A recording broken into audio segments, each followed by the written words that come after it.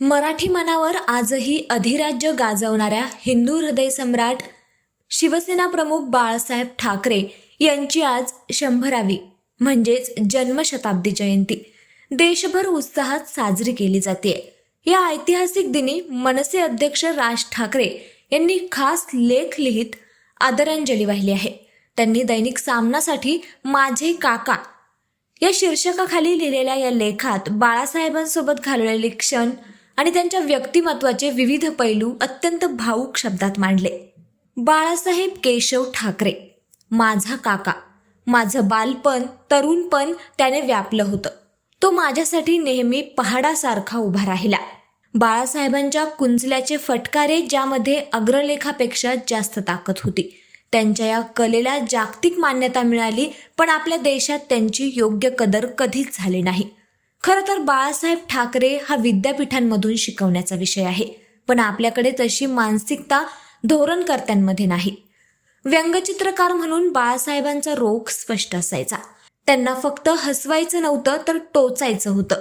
समाजातल्या विसंगती, राजकीय दांभिकपणा, सत्तेचा माज हे सगळं त्यांच्या रेषांमधून ठळकपणे दिसायचं. त्या रेषांना कधीच कुठली भीती नव्हती. व्यंगचित्रकार बाळासाहेब ठाकरे हा एक असा अध्याय होता जो नीट समजून घेतल्याशिवाय त्यांचं पूर्ण व्यक्तिमत्व उलगडणार नाही. त्या रेषांमध्ये निर्भीडता होती, स्पष्टता होती आणि सर्वात महत्त्वाचं म्हणजे अस्सलपणा होता.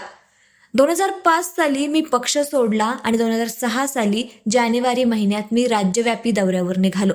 प्रवासात असताना मोबाईल वाजला. मी फोन घेतला. पलीकडून आवाज आला, बरा आहेस ना? बाळासाहेब काळजीच्या स्वरात विचारत होते. मी हो म्हटलं. कुठे लागलं नाही ना? लगेच पुढचा प्रश्न आला. खरं तर आमच्या गाडीला ट्रकची धडक बसणार होती, पण तसं झालं नाही. आम्ही बचावलो, सुखरूप होतो. पण बातमी मातोश्रीपर्यंत गेली होती, म्हणूनच काकाच्या आवाजात काळजी होती. मी लहान असताना उकळतं पाणी अंगावर पडून भाजलो होतो, ते दिवस आठवतात. मी तेव्हा मातोश्रीवरच राहायला होतो. औषधं सुरू होती, मानेवर पाठीवर फोड आले होते. तेव्हा रोज सकाळी बादलीभर पाणी, कापूस, डेटॉल घेऊन काका माझ्याबरोबर बसायचा. जखमा डेटॉलने धुवून काढायचा. 2 महिने अशी माझी शुश्रूषा त्याने केली. मी जेव्हा वेगळी राजकीय चूल मांडली तेव्हा मला सर्वात जास्त त्रास एकाच गोष्टीचा होत होता की माझ्या माणसांना आता पूर्वीसारखं मला भेटता येणार नाही.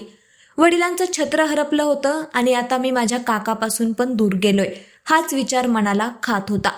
पक्षातून बाहेर पडणं यापेक्षा माझं घरातून बाहेर पडणं याचं दुःख खूप जास्त होतं. मी जेव्हा राजकीय आंदोलनात उतरलो तेव्हाही बाळासाहेबांचं माझ्याकडे बारीक लक्ष असायचं. एक प्रसंग सांगायलाच हवा. प्रसंग आहे माझ्या पहिल्या जाहीर भाषणाचा. 1991 सालची गोष्ट. काळा घोडा येथे फीवाढीच्या विरोधात मी मोर्चा काढला होता. मोर्चा झाला, भाषणं झाली आणि सगळी पांगापांग होत असतानाच कुणीतरी येऊन सांगितलं की आमची मा म्हणजे मीनाताई ठाकरे आली आहे. मोर्चामध्ये मा कशासाठी आली असा प्रश्न पडला. म्हणून जाऊन भेटलो तर कळलं की मा गाडीत बसून माझं भाषण ऐकत होती. दुपारचे 3 वाजले होते. तिने सांगितलं की घरी चल, काका वाट बघतोय. मी तिच्याबरोबर गेलो. बाळासाहेबांनी समोर बसवलं आणि म्हणाले की मी तुझं भाषण ऐकलं. आता 1991 साली लाईव्ह भाषण वगैरे ऐकायची कोणतीही सोय नव्हती. मग बाळासाहेबांनी भाषण कसं ऐकलं हे मी त्यांना विचारलं तर कळलं की मोर्चा होता तिथे बाजूला पानटपरीमध्ये पब्लिक फोन होता. तिथून कोणीतरी फोनवरून लाऊडस्पीकरवरून माझं भाषण बाळासाहेबांना ऐकवलं होतं. पुढे बाळासाहेबांनी जे सांगितलं ते जसंच्या तसं माझ्या डोक्यात घट्ट बसलेलं आहे.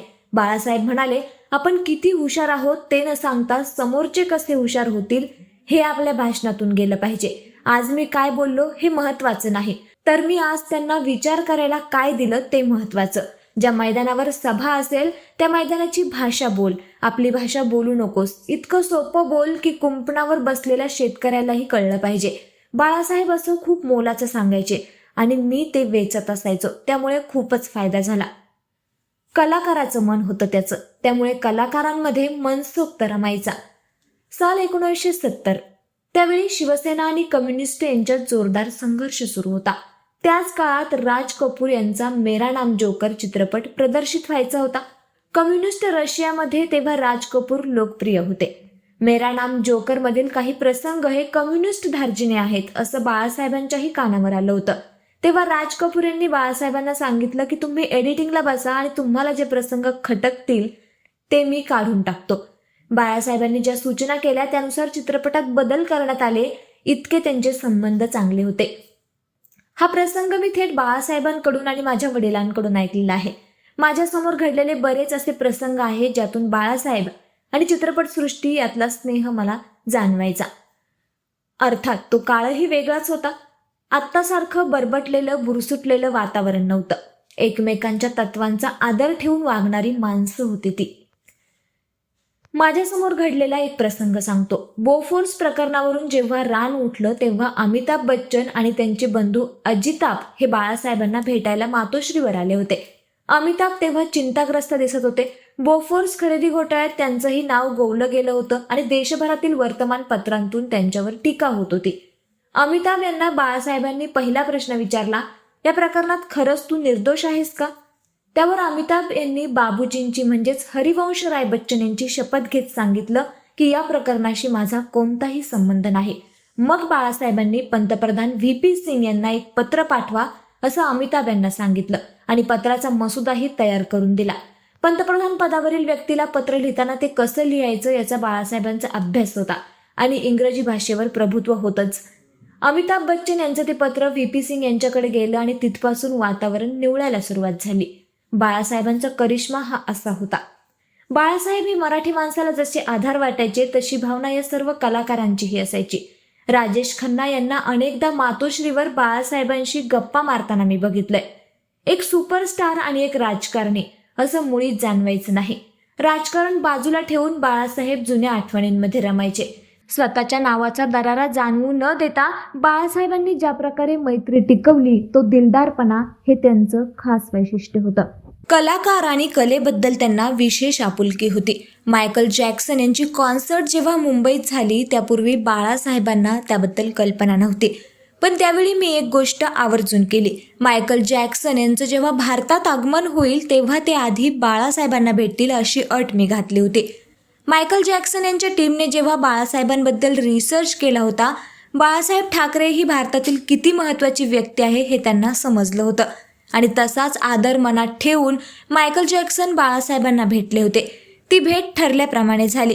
तिथून मायकल जॅक्सन हे ओबेरॉय हॉटेलात गेले. मग कॉन्सर्ट झाली. पण मायदेशी परतण्यापूर्वी त्यांनी निरोप पाठवला की काल खूप गर्दी झाल्यामुळे बाळासाहेबांना नीट भेटता आलं नाही, त्यांना पुन्हा एकदा भेटायचंय. दुसऱ्या दिवशी सकाळी ते पुन्हा मातोश्रीवर आले. छान गप्पा झाल्या. अगदी तिथल्या पोलिसांबरोबर फोटोही काढले आणि मगच ते विमानतळाकडे रवाना झाले. पहिल्या भेटीच्या वेळी छायाचित्रकार होते, नेते होते, गर्दी होती. पण तेवढ्या वेळेतही बाळासाहेब जे काही बोलले असतील त्यातून पुन्हा भेटण्याची, थोड्या निवांत गप्पा मारण्याची इच्छा मायकल जॅक्सन यांना झाली. एवढ्या एका घटनेवरून लक्षात येतं की बाळासाहेब ठाकरे या नावाचं गारुड काय होतं ते. बाळासाहेबांना कलेची जाण होती. कलेबद्दल आदर होता. देश, भाषा यांच्या सीमा कधी त्या प्रेमाच्या आड आल्या नाहीत. पाकिस्तानला विरोध करताना त्यांनी कधीच घरात वाजणारी मेहंदी, हसन, गुलाम अली यांची गझल बंद केली नाही. दोन देशांचे संबंध बिघडलेले असताना आजही मी आणि माझा पक्ष जेव्हा पाकिस्तानी कलाकार किंवा खेळाडूंच्या भारतातील इव्हेंट्सना विरोध करतो तेव्हा तो विरोध त्या कलाकाराला किंवा खेळाडूला कधीच नसतो. हे बाळासाहेबांनीच केलेले संस्कार आहेत. मी नेहमी हे सांगत आलोय की संस्कार केले जात नाही, ते वेचावे लागतात. बाळासाहेबांना मी लहानपणापासून जवळून बघितलं. त्यांनी कधीच राजकीय ताणतणाव घरी आणले नाहीत.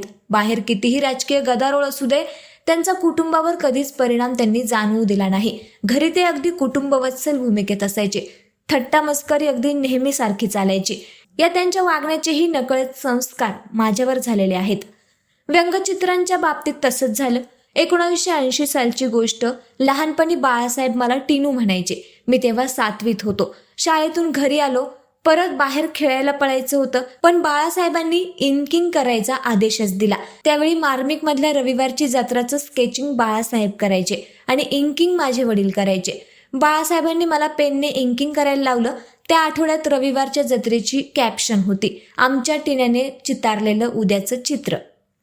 1983 सालची गोष्ट. R.K. लक्ष्मण यांनी काढलेलं व्यंगचित्र समोर ठेवून बाळासाहेब म्हणाले, लक्ष्मणने हा स्ट्रोक बघ कसा मारलाय, पण तू तसा मारायला जाऊ नको. पुढचं त्यांचं वाक्य महत्वाचं होतं, या चित्रातला इफेक्ट घे, त्यातले डिफेक्ट्स घेऊ नकोस. आता आजही जेव्हा मी कुठलं चित्र बघतो तेव्हा आपोआप त्यातले इफेक्ट आणि डिफेक्ट कळायला लागतात. माझ्या हातून उमटलेली रेषा त्यांना आवडत होती, म्हणूनच ते मला शिकवत गेले. मी सांगितलेली एखादी व्यंगचित्राची कल्पना त्यांना आवडली तर म्हणायचे की कल्पनेत तयार होतोयस. बातमीतून कल्पना सुचणं आणि कल्पनेतून व्यंगचित्र उभं राहणं ही प्रक्रिया त्यांच्यामुळेच हळूहळू जमायला लागली होती. माझे स्ट्रोक्स त्यांना आवडायचे. 1985 ते 95 अशी 10 वर्ष मार्मिक व्यंगचित्राची जबाबदारी मी सांभाळली. असंच नियमित मी व्यंगचित्र काढावीत असं बाळासाहेबांना वाटायचं. तुझी व्यंगचित्र बघून बाळासाहेबांची आठवण येते असं जेव्हा मला म्हणतात, तेव्हा मला प्रश्न पडतो की यांना बाळासाहेब हे किती मोठे व्यंगचित्रकार होते हे खरंच कळलंय का? बाळासाहेबांच्या स्ट्रोकची ताकद आणि त्याचा दर्जाही त्यांना कळत नाही असंच म्हणावं लागेल. इथे एक गोष्ट ठासून सांगायला हवी. शिवसेना पक्ष आणि संघटना ज्या काळात वाढत होती, आंदोलनं, भाषणं, राडे, बंदची हाक, कोर्ट कचऱ्या, तुरुंगवास अशी सगळी रणधुमाळी सुरू होती. त्यात बाळासाहेबांचा अर्थातच सक्रिय सहभाग होता. अशा संघर्षाच्या काळात आणि गदारोळात त्यांनी व्यंगचित्राच्या दर्जाची कधीच तडजोड केली नाही. मार्मिकमध्ये त्या काळातली व्यंगचित्र काढून बघा, एकही रेषा कुठे हललेली नाही. कसं तरी झटपट आटपलंय असा प्रकारच नाही.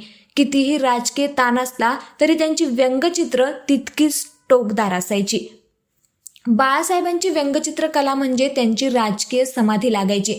त्या एकाग्र विचारातून जी व्यंगचित्र अवतरली ती खरंच अद्भुत आहेत. मांडी घालून बसलेले बाळासाहेब, हातात पहिली पेन्सिल आणि नंतर ब्रश, समोर कोरा कागद आणि त्या कागदावर हळूहळू उमटणारी रेषा, धारदार आणि एकदम ठाम रेषा.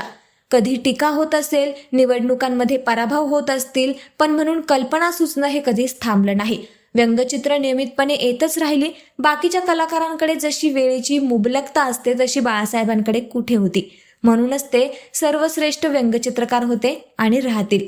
बाळासाहेबांचा हाच कणखर बाणा लहानपणापासून मी बघितला नसता तर स्वतंत्र राजकीय पक्ष काढायची हिंमतच मी केली नसती. निवडणुकीत पराभव होतो, लोक टीका करतात, पण एक वेळ अशी येईलच, हीच माणसं चांगलं बोलतील. हा विश्वास बाळासाहेबांमुळेच माझ्यामध्ये आहे. बाळासाहेब ठाकरे किंवा R.K. लक्ष्मण यांच्यासारखे कलाकार हे या देशात जन्माला आले, हे आपल्या देशाचं भाग्य आहे. आपल्याच लोकांची आपल्याला कदर नाही हे बघून कधी कधी वाटतं की बाळासाहेब चुकीच्या देशात जन्माला आले. सर्व वाचकांना माझं आवाहन आहे की या जन्मशताब्दी वर्षात बाळासाहेबांना केवळ आठवू नये तर पुन्हा पुन्हा वाचावं, भाषणं, मुलाखती ऐकाव्यात आणि व्यंगचित्राकडे नव्या दृष्टीने पाहावं. त्या रेषांमध्ये, त्या रेषांच्या बोल्ड फटकाऱ्यांमध्ये बाळासाहेब खऱ्या अर्थाने जिवंत आहेत.